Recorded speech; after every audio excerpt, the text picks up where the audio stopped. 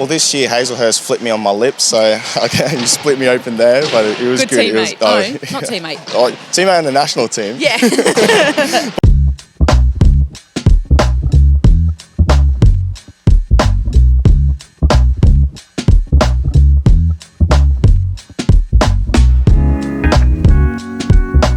Hey guys, Kelly here. We are doing interviews on coaches and captains. With me this morning, I have Kai Mittinen, aka Mittens. Is that correct? That's correct. That's correct, Mittens. So, welcome to our interview this morning. Thanks for joining us. No problem. So it's our first season back after a 2-year hiatus. How does it feel to be back? Honestly, it's pretty awesome. I'm not gonna lie. It's when you've played for so long, and you're so used to every year in and out, getting ready for the season, and you've had 2 years off completely. You definitely get the itch. You miss the game. It's a huge part of your life that just feels like it's missing. So to have that back again this year has been massive, at least on a personal level. And I know all the guys and just everyone around the league, the fans, all the teams. It's been awesome. Must be good to hear the fans going CBR. Absolutely, CBR. absolutely. Yeah. So having that hiatus, what does hockey look like coming back from COVID? I think all things considered, to be honest, it's probably looked a lot better than I thought it would. I thought, I definitely felt rusty at the start of the year after not playing much in the last 2 years. But I think, especially looking at the quality of hockey last night at finals, I think it's been good. And then also you take into the account the PHL this year with the talent base being spread out a little bit. Yeah. I mean, that makes it challenging as well. But I think all things considered, we've still been able to put a really good product out on the ice this year in the IHL. And yeah, it's been a lot of fun. Oh, look, there was some definite action-packed hockey last night. It was incredible to watch. The score did not come close to explaining how close the game was. Absolutely. It was amazing. So we've mentioned that there was, a big gap. How did you stay motivated to keep fit, to keep healthy, to just stay on track for hockey this season during that big gap? So during the big gap, the year prior to this year, we had at least for us, we had the McCormick Cup, so we had Newcastle and Sydney Bears, but we only played, I think, 7 out of the scheduled 28 games that season, so we sort of played that year, but then we had another massive break and we weren't sure what it was going to look like and when we were going to get back, so it is hard because you're on, then you're off again, you don't know when you're going to be back on, so to completely, avoid completely letting yourself go and enjoying the off season too much. It is a bit tricky, but personally, I played other sports. I tried to play a bit of Oz tag, whatever it is, just have a bit of fun, keep fit that way. And then as soon as we heard that the season's going to be back on, then it was all systems go. So yeah, it was an accelerated pre-season, put it that way. Time to dust off the cobwebs off the kettlebells and stuff, was it? Yeah, there was a lot of them. So you mentioned you were doing other sports. Other than ice hockey, what are your hobbies and interests? So I've always been really into footy, so rugby league, at least in Canberra, that's all we've got there. So I follow that pretty closely and I enjoy playing Oz tag, whatever, just have a bit of fun playing.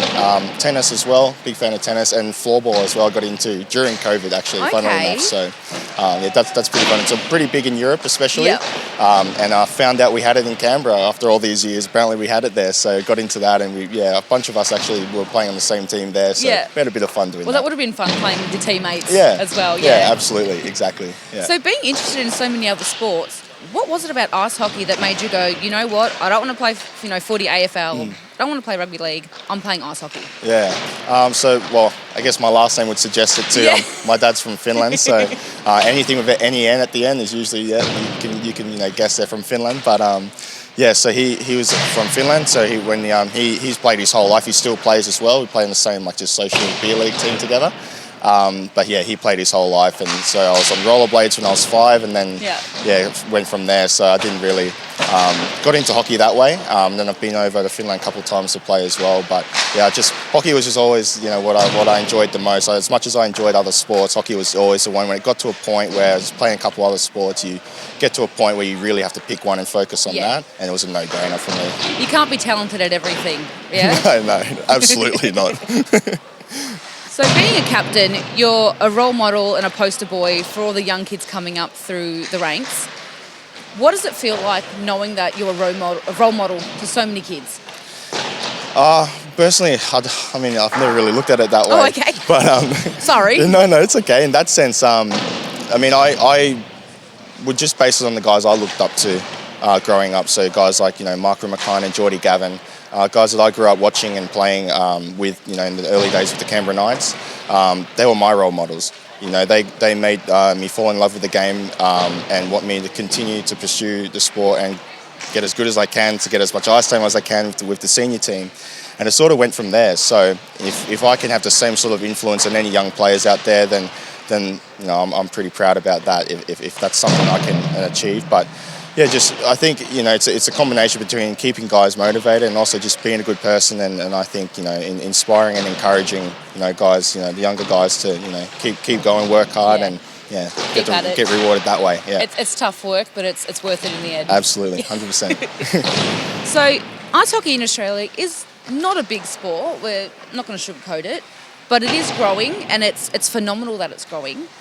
What would you say to any kids that are watching this interview today, not sure about ice hockey, have now heard about it and want to get into it? What could you say to them to say, yes, this is what you should do, it's a great sport, go for it? Yeah, I think going out for a public skate, at least something simple as that, just getting on the ice and getting a feel for actually skating for the first time if you've never done it before. I mean, start there, start with that. If you can get yourself a pair of rollerblades or whatever it is, because that's how I started as well. I mean, you can learn so much just getting a stick or some rollerblades and even a tennis ball. Just muck around with that. It's a really easy way to get into it to start off with, and then obviously from there, if you're still keen on it and want to get into it, then go down to your local rink, have the conversations you need to have with the junior directors and whatnot, and get into the sport that way. But it's a lot of fun. It is a small sport still in Australia in the scheme of things, but I think it has been growing over the years. Obviously, we had a bit of a setback there with COVID, but I think we can definitely get that momentum back and hopefully see a lot more kids out on the ice in the years to come. That's awesome. So we know that ice hockey can be quite a brutal sport. What are some of the injuries that you've faced, healed from, haven't quite healed from over your entire hockey career? Well, this year Hazelhurst flipped me on my lip, so he split me open there, but it was good. Teammate. Not teammate. Teammate on the national team. Yeah. But and good buddy too. So no, he got me good there. But so he split me open this year. I've lost both my front teeth, so they're both fake. Oh, I wouldn't have noticed. Yeah. Then other just cuts and bruises and a few stitches here and there, but it's all part of the fun. Nothing major except broke my hand. Actually, that's pretty major, but. But all in all, you're in tip-top shape. Yeah. And feeling good. Yeah, 100%, absolutely. Yeah, it's all part of the fun. Yeah. Have you had to change your mentality coming into finals, or has it sort of been in your mind from the beginning of the season? It is tough, especially like our lead up to finals. Just the way the schedule sort of played out for us. We had a couple weeks off with no games or anything like that, so that makes it a little bit tough as well. But then the mentality from the start of the year, I like to think you want to be consistent. You don't want to completely change everything right before finals. What's worked through for the whole season should work and carry you through to finals as well. Obviously, there are little differences. You've got to switch on a little bit more and just make sure you're ready to go and doing the right things, whether it's hydrating properly and stretching. That becomes even more important than it normally would. But otherwise, you don't want to change too much, in my opinion. You just want to, whatever's worked for you will continue to work. You just got to trust the process and stick with it. That's awesome.